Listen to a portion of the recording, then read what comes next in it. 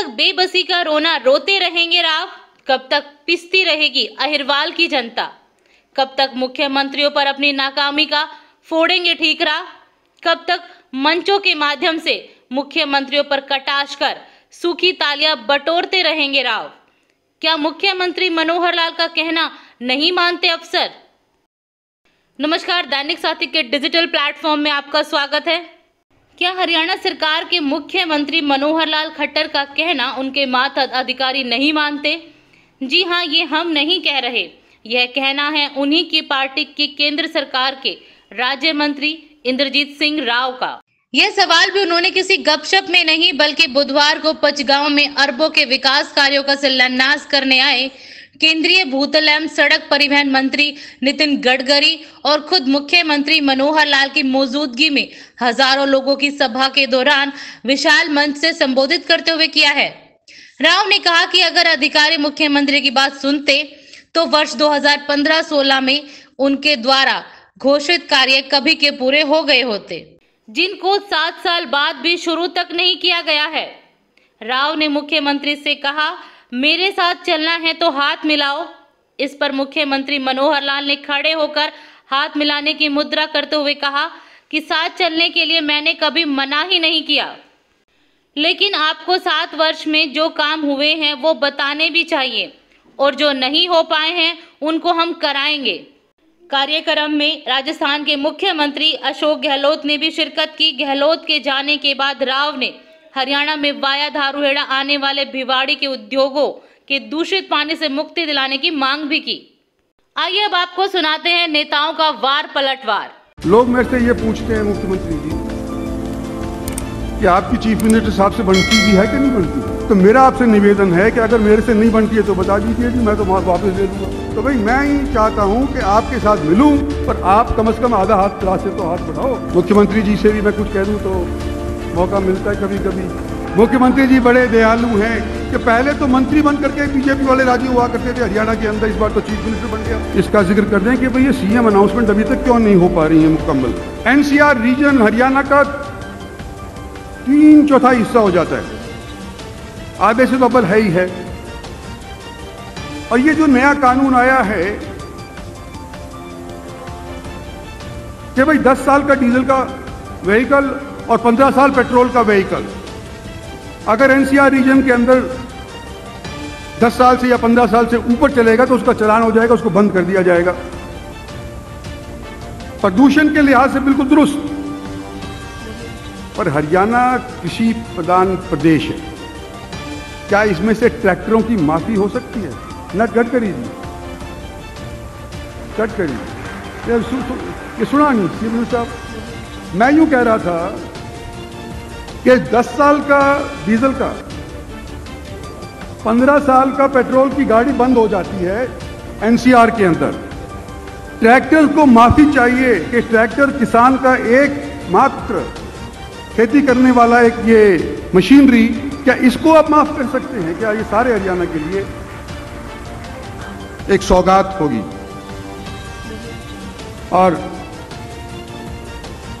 मुख्यमंत्री जी से भी मैं कुछ कह दूं तो मौका मिलता है कभी कभी। बड़े मुख्यमंत्री जी बड़े दयालु हैं। सारे हरियाणा के अंदर इन्होंने इकसार तौर के ऊपर तरक्की करने का प्रयास किया,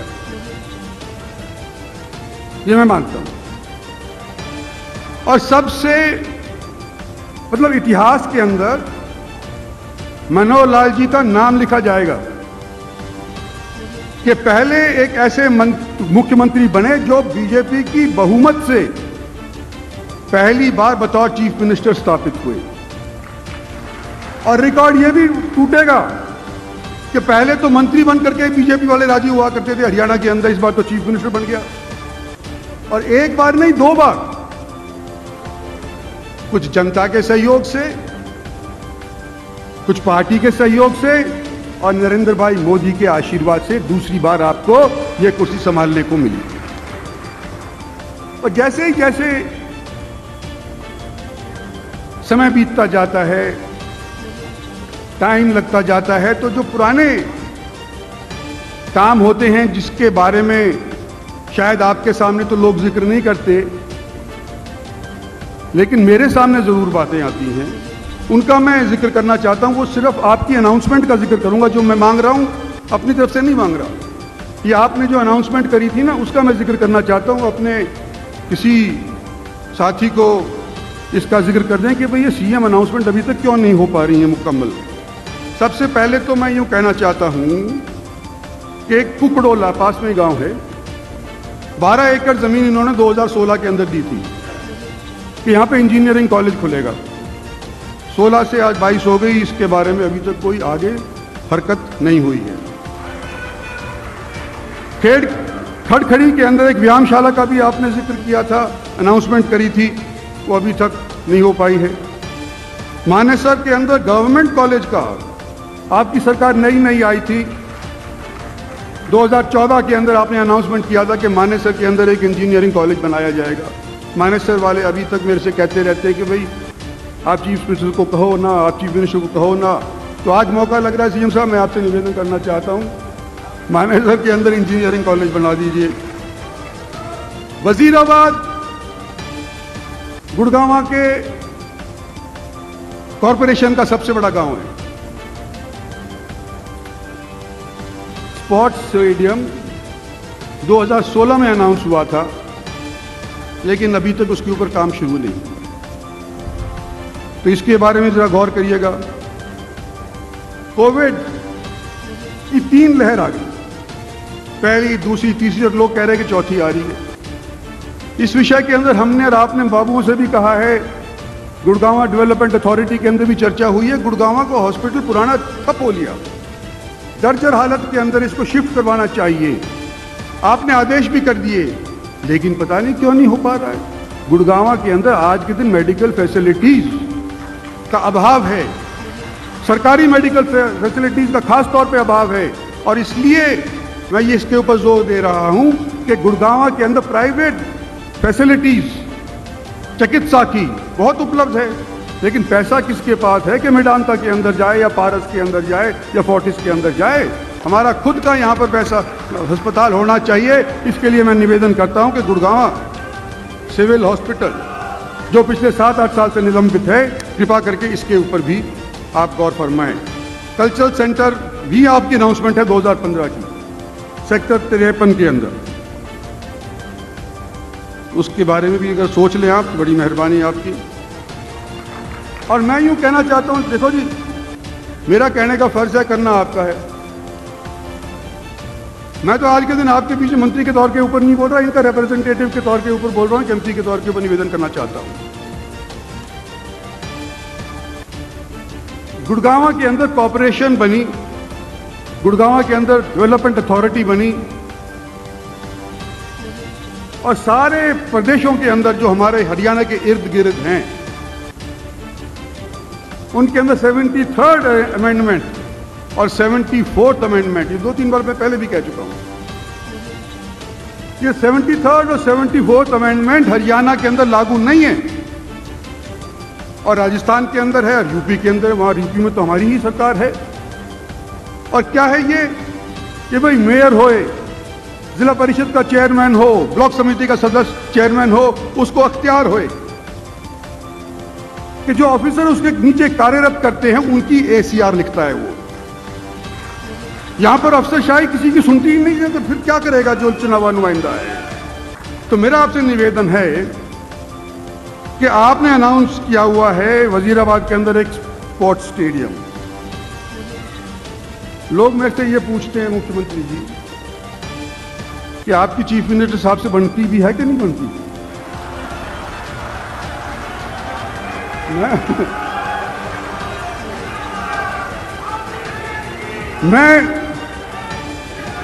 मैं यूं कहता हूं कि मैं सबसे बड़ा चीफ मिनिस्टर हमारे इनको मानता हूं।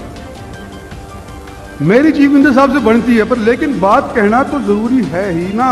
लोग मेरे से जब पूछते हैं कि वजीराबाद के अंदर जब स्टेडियम नहीं बना, तो क्या ये वजह तो नहीं है कि वजीराबाद में यूं कह दिया कि इस स्टेडियम का नाम राव वीरेंद्र सिंह के नाम से रखा जाएगा? ये मेरे सामने बात आती है। और 2 बार जब से गुड़गांव डेवलपमेंट अथॉरिटी बनी है, जब से कॉरपोरेशन बनी है, गुड़गांव म्युनिसिपल कॉरपोरेशन की तरफ से 2 बार पारित हो लिया 2011 के अंदर कि जो बायोडाइवर्सिटी पार्क है हमारा गुड़गांव और दिल्ली के बीच के अंदर, इसका नाम रखा जाए राव बीरेंद्र सिंह बायोडाइवर्सिटी पार्क। अब 11 के अंदर करा हुआ मुख्यमंत्री हुड्डा साहब थे। 3 साल तो उन्होंने ठंडे बस्ते में रखा और उसके बाद 7 साल हमारे को भारतीय जनता पार्टी सरकार बनाए हुए हो गए, तो 7 साल अभी तक उसका फैसला नहीं हुआ। और 2021 के अंदर फिर से दोबारा से उसी म्युनिसिपल कॉर्पोरेशन ने एक बार 11 के अंदर और एक बार 21 के अंदर यह फैसला किया कि भाई बायोडाइवर्सिटी का नाम राव बीरेंद्र सिंह के नाम से रखो। तो जो अधिकार क्षेत्र अगर 73rd और 74th अमेंडमेंट लागू हो गई होती तो ये जो अधिकार क्षेत्र था ये कॉर्पोरेशन का था, चंडीगढ़ फाइल जाने की जरूरत ही नहीं थी। तो मेरा आपसे निवेदन है कि अगर मेरे से नहीं बनती है तो बता दीजिए जी, मैं तो वापस ले लूंगा कि भाई मेरे ये डिमांड मेरी नहीं है, ये पब्लिक ने करी, कॉर्पोरेशन ने करी है ये। तो मैं तो इतना ही कहना चाहता हूं मुख्यमंत्री जी कि हमने और आपने मिलकर के भारतीय जनता पार्टी को हरियाणा के अंदर स्थापित किया। नरेंद्र भाई मोदी का आशीर्वाद रहा है। आज के दिन हम और आप नहीं चलेंगे तो हमारा ही नुकसान होगा। तो भाई मैं ही चाहता हूं कि आपके साथ मिलूं, पर आप कम से कम आधा हाथ रास्ते तो हाथ बढ़ाओ तो काम चल जाएगा।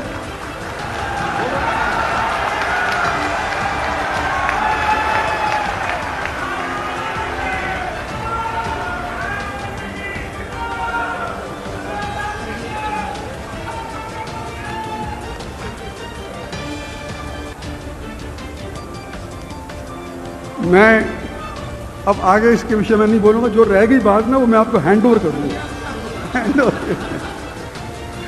आज हमारे बीच के अंदर दुष्यंत जी बैठे हुए हैं और मैंने निवेदन इनसे किया था पचगांव से इताउडू वाली रोड MES के पास है। भारत सरकार का एक महकमा डिफेंस मिनिस्ट्री के नीचे आता है, मुझे पता किस किस्म का महकमा है, उसमें जूनियर रैंक थी। आज उन्होंने OPWD से बनाने का मंजूरी दे दी है, आपका धन्यवाद करना चाहता हूं। और मैं उम्मीद यह करता हूं कि आज के दिन राजस्थान से मुख्यमंत्री सबसे पहले जुड़ करके भाग गए, हमारी बात सुनी नहीं, अब नहीं सुना गए, लेकिन उनके मंत्री हैं। मैं गहलोत साहब को अच्छी तरह से 25 साल से मैं जानता हूं, क्योंकि मैं कांग्रेस में रहा था। जो भी राजस्थान के मंत्रीगण यहाँ पर वाया वीडियो कॉन्फ्रेंसिंग सुन रहे हैं, मैं उनसे निवेदन करना चाहता हूं कि भिवाड़ी एक बहुत भारी इंडस्ट्रियल एरिया आपका बन गया, लेकिन भिवाड़ी का गंदा पानी सारा का सारा हमारे यहां पर हरियाणा के अंदर आ रहा है। और चलो 5-10 गांव तक आ जाए तो हम खामोश भी रहें। नेशनल ग्रीन ट्रिब्यूनल बोल चुका, सुप्रीम कोर्ट की फटकार लग चुकी कि भिवाड़ी का गंदा पानी हरियाणा के अंदर नहीं आना चाहिए, लेकिन कोई फर्क नहीं पड़ रहा। DC हमारे और अलवर के कई बार मिल चुके, लेकिन कोई फर्क नहीं हो रहा। और सबसे ज्यादा दिक्कत यह है कि गंदा पानी लीच करके नीचे जाकर के जज्ब हो करके साबी नदी के बेड के अंदर नीचे पहुंच करके, जहां से हम पानी पीने को लेते हैं, सारे एरिया को प्रदूषित कर देगा, उस पानी को नशीद कर देगा।